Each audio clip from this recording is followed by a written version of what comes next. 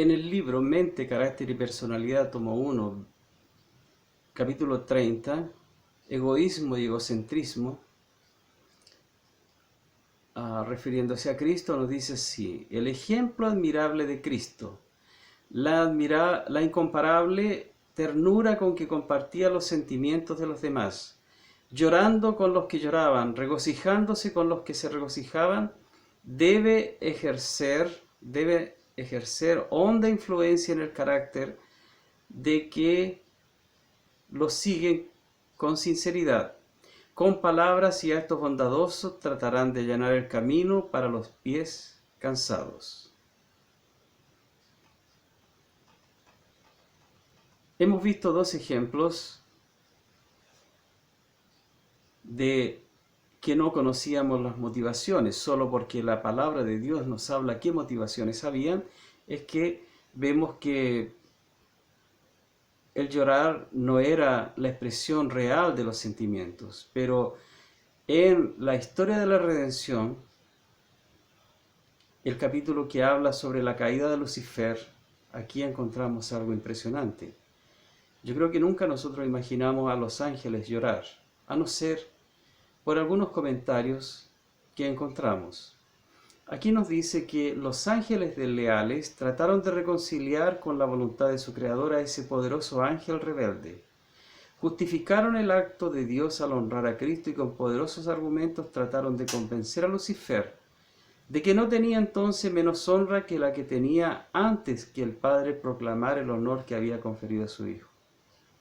Argumentaron que el hecho de que Cristo recibiera honores especiales de parte del Padre en presencia de los ángeles no disminuía la honra que Lucifer había recibido hasta entonces. Los ángeles lloraron. Ansiosamente intentaron convencerlo de que renunciara a su propósito malvado para someterse a su Creador, pues todo había sido hasta entonces paz y armonía. ¿Y qué era lo que podía incitar esa voz rebelde y disidente?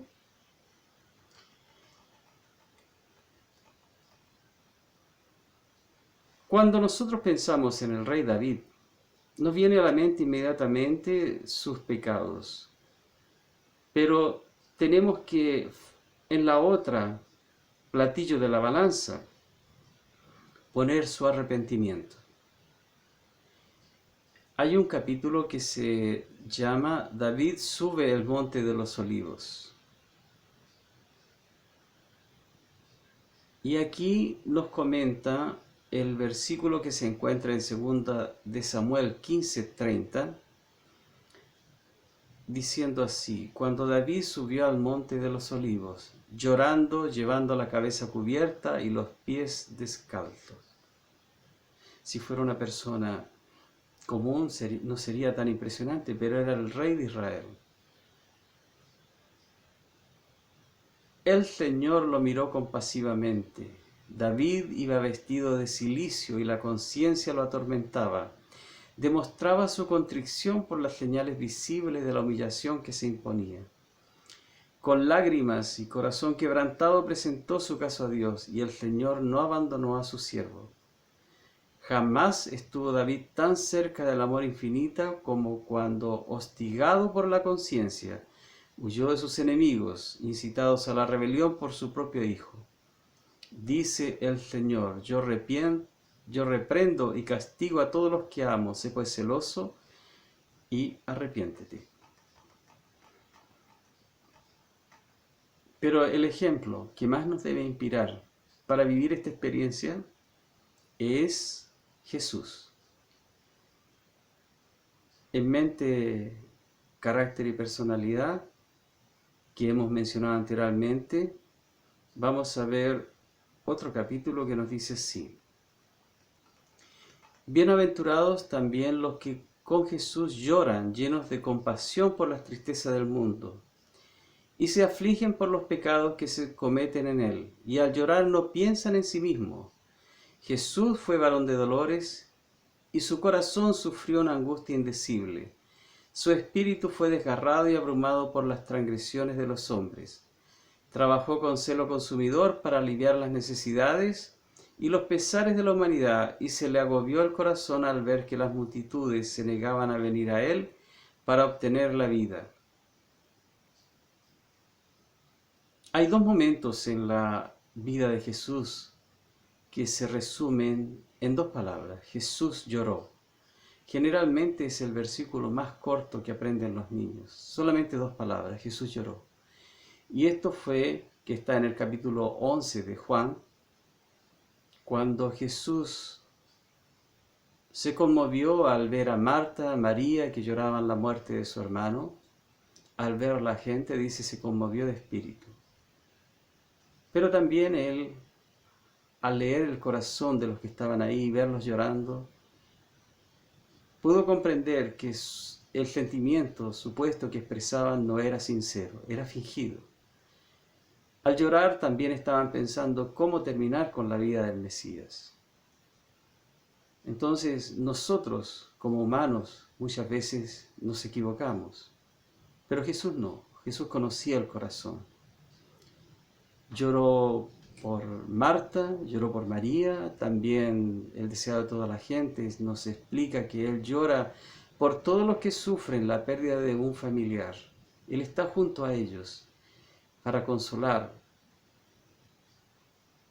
para llevarles a confiar en las promesas, que Él es la resurrección y la vida. Todos los que siguen a Cristo y compartirán también la gloria que será revelada, estuvieron con Él en su obra, apuraron con Él la copa del dolor y participan también de su regocijo.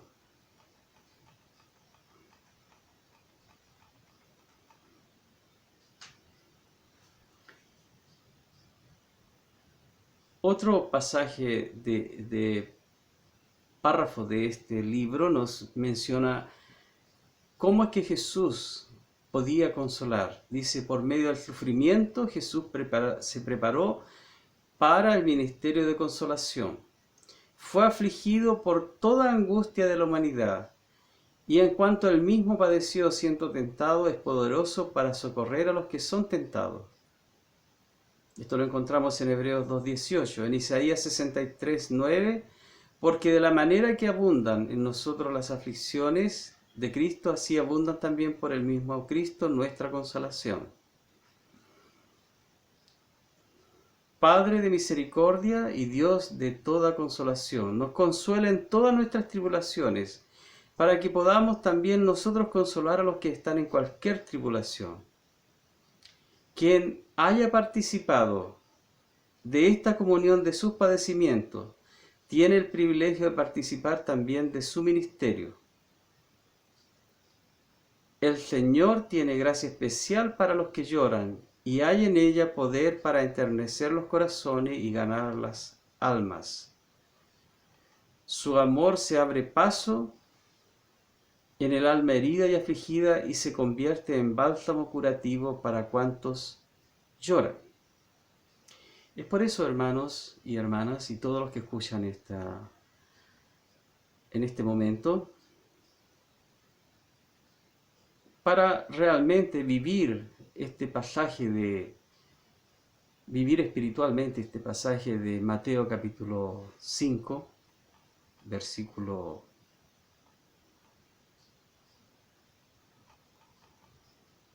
4, tenemos que estar unidos a Cristo.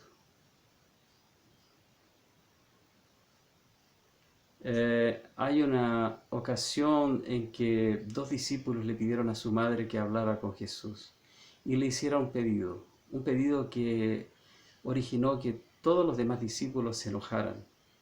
Fue el pedido: Señor, te quiero pedir algo, le dijo esa mujer que le ayudaba en su ministerio.